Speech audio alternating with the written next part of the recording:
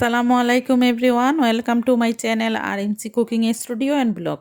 আজকে আমি আপনাদেরকে নতুন একটা লাড্ডু তৈরি করে দেখাবো, আর সেটা তৈরি করব ছানা আর গাজর দিয়ে। চলুন তাহলে শুরু করি। আমি এইখানে দুধ বসিয়ে দিয়েছি 1 কেজির মতো। আমি দুধটা থেকে ছানা তৈরি করে নিব। ছানাটা আসলে সবাই তৈরি করতে পারে, তাই আমি পুরোপুরি দেখাইনি। আমি এর মধ্যে ভিনেগার দিয়ে ছানাটা কাটিয়ে নিয়েছি। ছানাটা পুরোপুরি হয়ে যাবে তখন আমি একটা চালনির মধ্যে পুরো ছানাটা ছেঁকে নিব, যাতে পানিটা আলাদা হয়ে যায়। এভাবে আমি একটা সাদা কাপড়ের মধ্যে আমি ছানাটা ঢেলে দিব।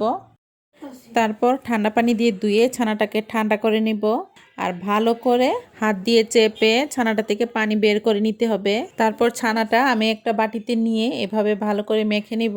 আমরা মিষ্টি যেরকম তৈরি করি ওই রকমভাবে মাখতে হবে না, হালকা করে একটু মাখলেই হবে।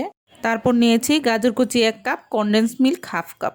এখন আমি চলে যাব চুলায়। আমি কড়াইয়ের মধ্যে ঘি দিয়ে দিলাম 2 টেবিল চামচ, আর এর মধ্যে এলাচ দিয়ে দিয়েছি 2টা, আর দারচিনি দিয়ে দিব 1 টুকরা, দিয়ে হালকা করে একটু ভেজে নিব। তারপর এর মধ্যে যে গাজর কুচিটা ছিল সেটা আমি দিয়ে দিলাম। গাজরটা আমি 2 মিনিটের মতো ভেজে নিব, বেশি ভাজা যাবে না। 2 মিনিটের মতো ভেজে আমি যে ছানাটা রেডি করে রেখেছিলাম সেটা দিয়ে দিলাম। দিয়ে গাজরের সাথে ভালো করে ছানাটা মিশিয়ে নিব, আর এর মধ্যে দিয়ে দিব কনডেন্সড মিল্ক।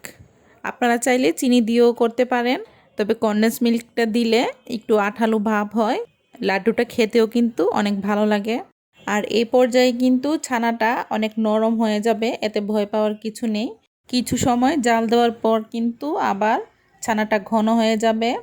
আর যখন বুঝবেন যে ছানাটা প্যানের গা ছেড়ে আসছে, তখন বুঝবেন যে ছানাটা লাড্ডুর জন্য রেডি হয়ে গিয়েছে। তারপর ছানাটা চুলা থেকে নামিয়ে ঠান্ডা হওয়ার জন্য কিছুক্ষণ সময় রেখে দিতে হবে।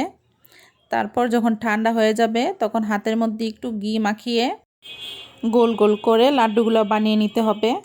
খুব সহজেই কিন্তু এই ছানার লাড্ডুটা তৈরি করা যায়।